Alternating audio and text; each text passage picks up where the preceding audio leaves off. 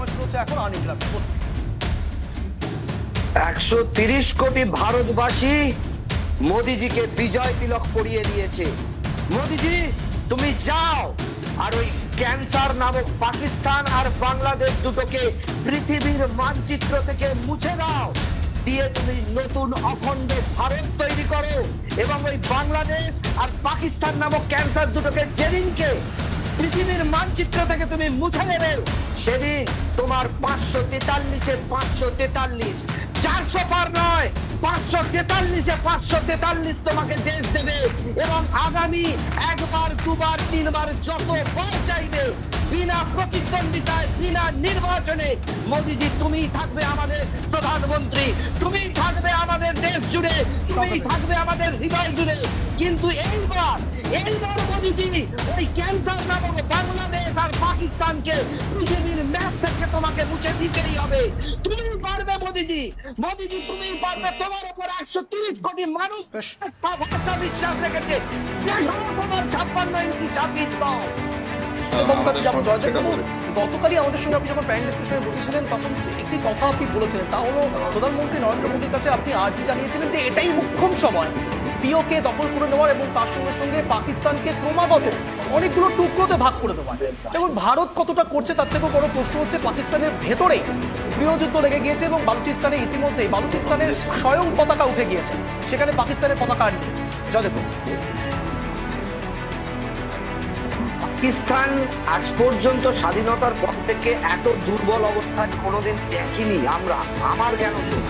এই পাকিস্তান ভিখিরি পাকিস্তান, এই পাকিস্তান পুরোপুরি মানে একেবারে তছনছ হয়ে গেছে। পুরো পাকিস্তানের ভূখণ্ডটাকে ভারতের সঙ্গে যুক্ত করার এর থেকে আদর্শ সময় আর হতে পারে না। অতএব এই মুহূর্তে কোনো রাগ ঢাক গুড়গুড় করার দরকার নেই। জয়শঙ্করজিও কিন্তু স্পষ্ট হুঁশিয়ারি দিয়েছে যে আমেরিকার উপর যদি এরকম একটা হামলা হতো আমেরিকাও কি হাতে হাত রেখে বসে থাকতো না, সেই দেশটাকে গুড়িয়ে দিত, যেমন ইরাককে গুড়িয়ে দিয়েছে, আফগানিস্তানকে গুড়িয়ে দিয়েছে। সেই রকম ভাবে আজকে কিন্তু আদর্শ সময় পাকিস্তানকে পুরো গুড়িয়ে দিতে হবে, পাকিস্তানকে পুরোপুরি ভারতের ম্যাপের সঙ্গে ঢুকিয়ে দিতে হবে। জানো ওই ক্যান্সার নামক পাকিস্তান আগামী 100-200 বছরে আর ভারতবর্ষের ওপর অত্যাচার করার স্বপ্ন কল্পনাই করতে পারবে না যদি তার অস্তিত্বই না থাকে।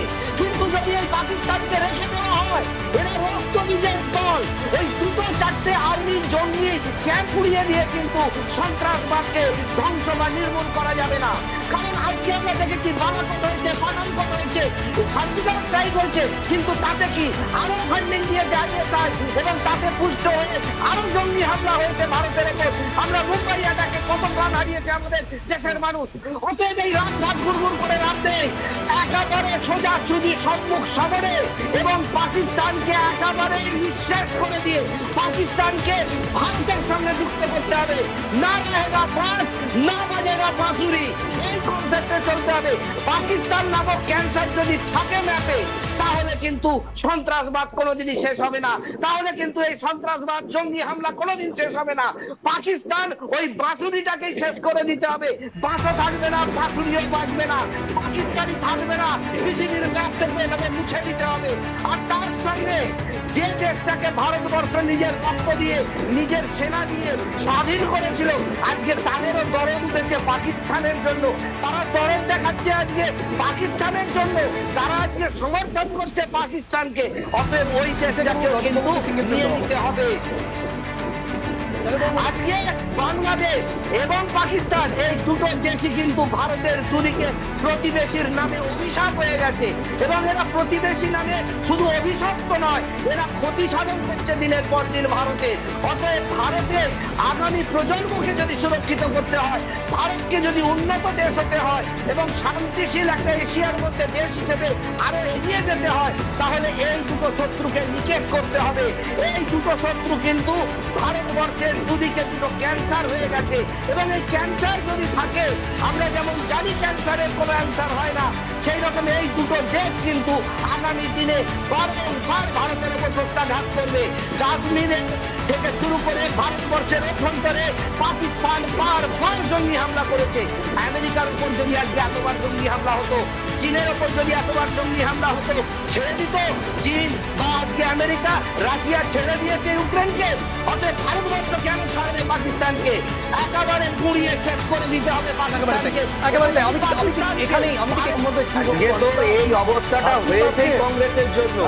কংগ্রেস যদি এর আগেই এই ব্যবস্থা নিত, বাংলাদেশকেও সাহায্য করতে পারতো, পাকিস্তানকেও সাহায্য করতে পারতো। নরেন্দ্র দামোদর দাস মোদীর যে প্রকৃত 56 ইঞ্চি ছাতি, সেটার প্রমাণ দিচ্ছে।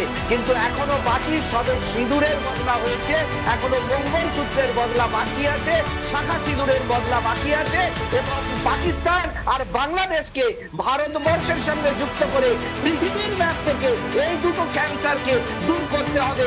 আগামী দিনে, আগামী শতকে ভারতবর্ষকে যদি উন্নত দেশ হিসেবে এশিয়ার মধ্যে প্রতিষ্ঠিত হতে হয়, এই দুটো ক্যান্সার পাকিস্তান আর বাংলাদেশকে রেখে দিলে আগামী দিনে ভারতবর্ষ শুধুমাত্র এদের দ্বারা বারবার প্রতারিত হবে।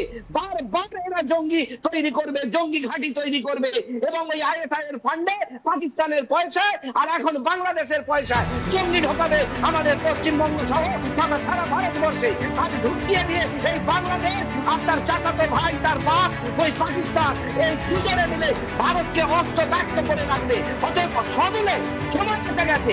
একটি কোনো ক্ষেত্রেই যেন ওই পাকিস্তান আর বাংলাদেশকে ম্যাপ থেকে, পৃথিবীর ম্যাপ থেকে মুছে দিয়ে ভারতবর্ষকে সুস্থির শান্তি শৃঙ্খলা বজায় রেখে পৃথিবীতে অগ্রগতিতে যে ভূমিকা নিয়েছে, অগ্রণী ভূমিকা নরেন্দ্র দামোদর দাস মোদীর হাত ধরে, তাকে এগিয়ে যেতে হবে। পৃথিবীর প্রথম স্বাধীন দেশ হতে হবে।